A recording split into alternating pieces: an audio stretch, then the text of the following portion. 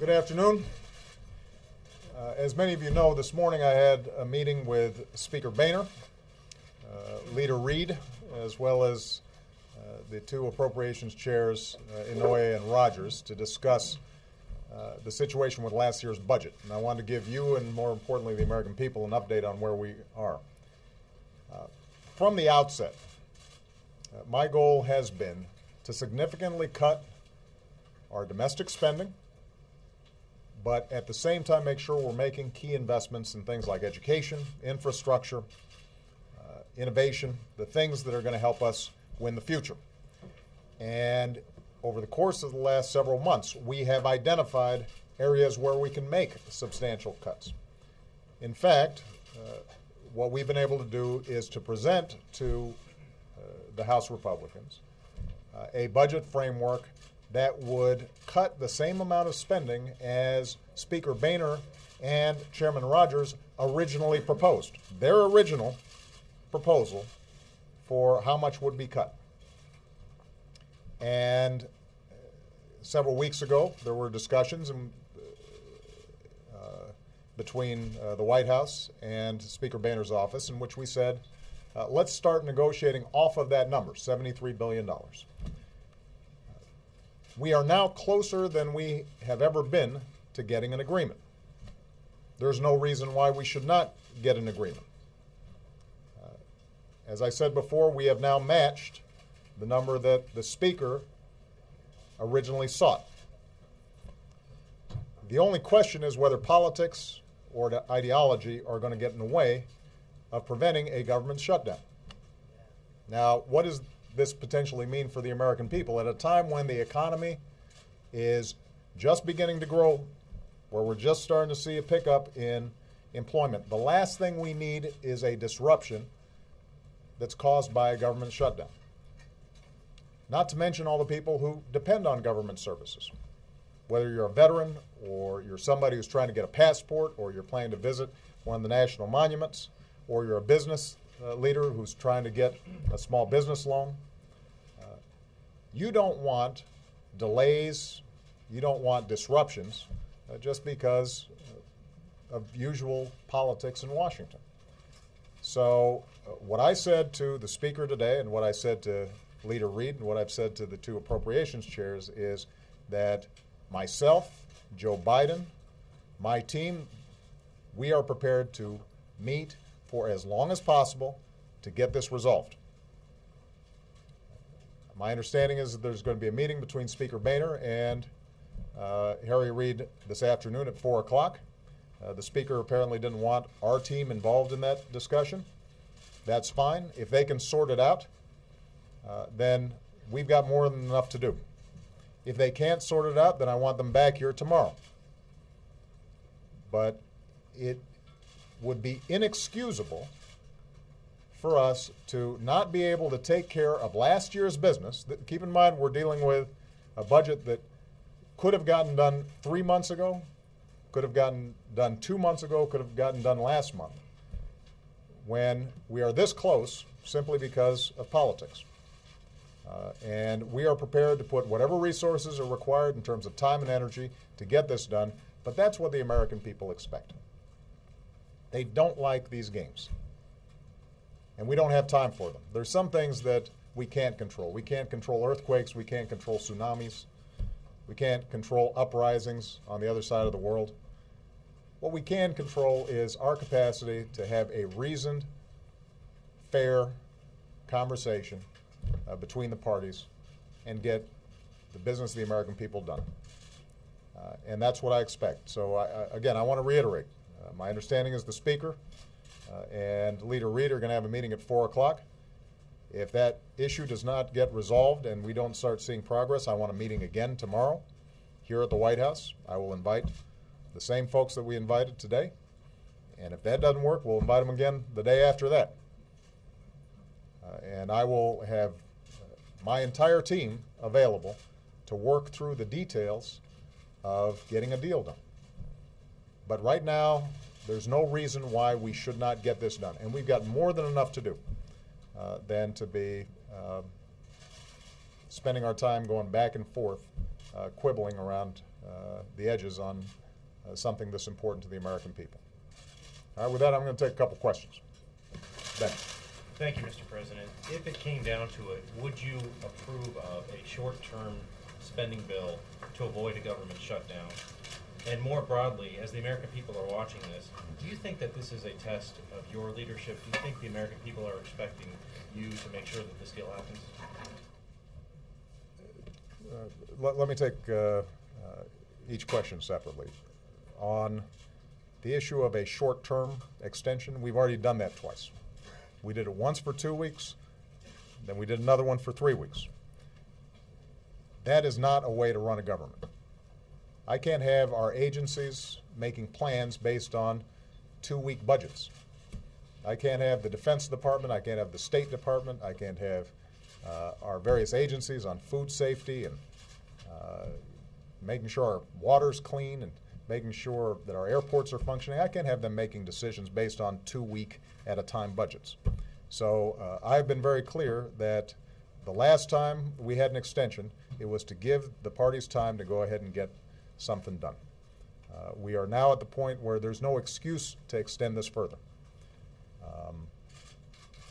If over the next 24 to 48 hours a deal is done and we just can't get the paperwork through Congress quick enough and they want to do a clean extension for 2 or 3 days in order to go ahead and complete a deal, then that's something that we could support. But what we're not going to do is to once again put off something that should have gotten done several months ago. Now, with respect to the second question, I think what the American people expect from me is the same thing that they expect from every member of Congress, and that is that we're looking out for the interests of the American people and not trying to score political points. I think what they're looking from me is the same thing that they're looking from Speaker Boehner and Harry Reid and everybody else, and that is that we act like grown-ups. And when we are in negotiations like this, that everybody gives a little bit, compromises a little bit in order to do the people's business. And I just want to set the context for this now. Again, I'm going to repeat. Speaker Boehner, Chairman Rogers, the Republican Appropriations Chairman, their original budget proposed $73 billion in cuts. We have now agreed to $73 billion worth of cuts.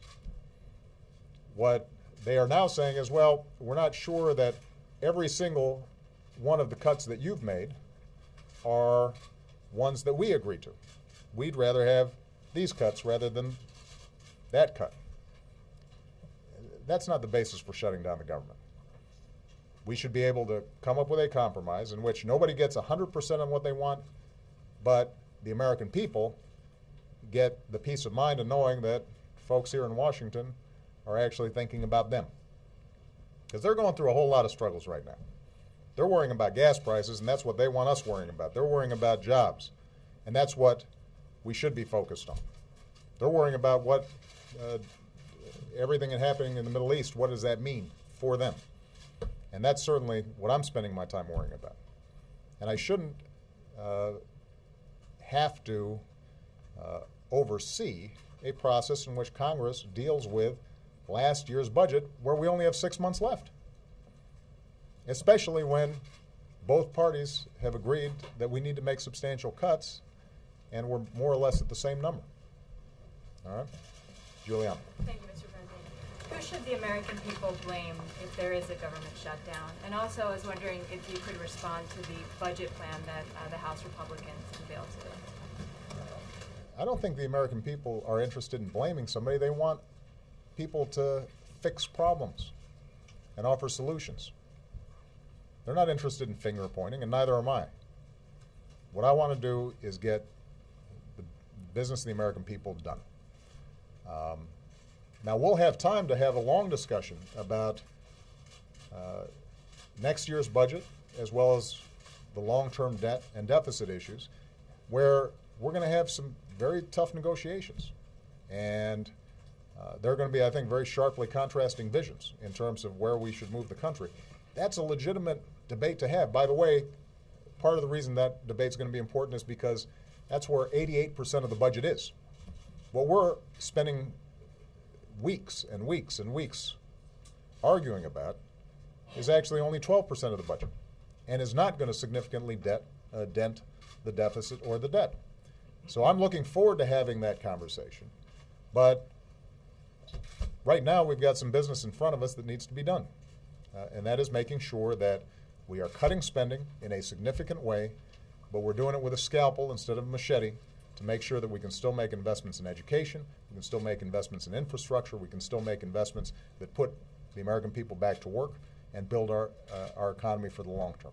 So, Mr. President, thank you. What else does the White House have to offer to make sure that a deal happens by Friday? And separately, could you tell us a little bit about your meeting with Mr. Perez? Well, look, you know, we've got. We are happy to listen to any additional reasonable proposals. But I want to repeat what I just said. We are now at the figure that was Speaker Boehner's original proposal. Right. Now, Speaker Boehner originally called for $73 billion worth of cuts. Members of his caucus insisted on making it $100 billion. What we've said is we're willing to go to 73. Composition of those cuts, where they come from, those are all appropriate subjects of negotiation. But by any standard, these would be reasonable cuts. In fact, if we made these cuts, they'd be, in absolute terms, the largest cuts in domestic discretionary spending in history. And in relative terms, they would be the largest cuts as a percentage of GDP since 1982. So I don't think anybody's suggesting somehow that we haven't been serious about this process. As I said, there can be some negotiations about composition. What we can't be doing is using last year's budget process to have arguments about abortion, to have arguments about the Environmental Protection Agency, to try to use this budget negotiation as a vehicle for every ideological or political difference between the two parties. That's what the legislature is for, is to have those arguments, but not stuff it all into one budget bill. And look, you know, I think the American people recognize that we're in some pretty unsettled times right now. Certainly businesses recognize that. Families recognize it. We don't have time for games. We don't have time for trying to score political points or maneuvering or positioning. Not on this. As I said, when it comes to long-term debt and deficit, there's going to be a real debate about you know, how do we make sure that we have a social safety net for the American people.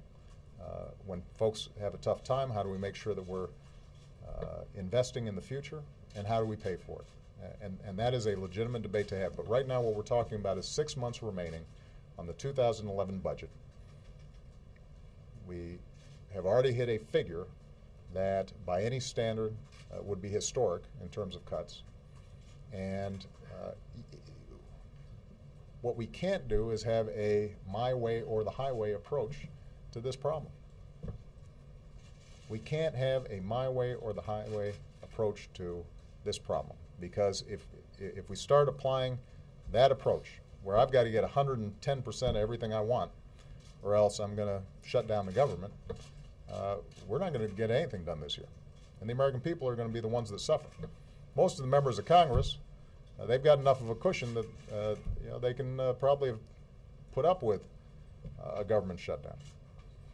But there are a lot of people out there who can't. If you're a small business right now and you're counting on a small business loan that may make a difference as to whether or not you can keep that business going, and you find out that you can't process it for 3 or 4 weeks, or 5 weeks or 6 weeks, because of some bickering in Washington, you know, what does that say about our priorities?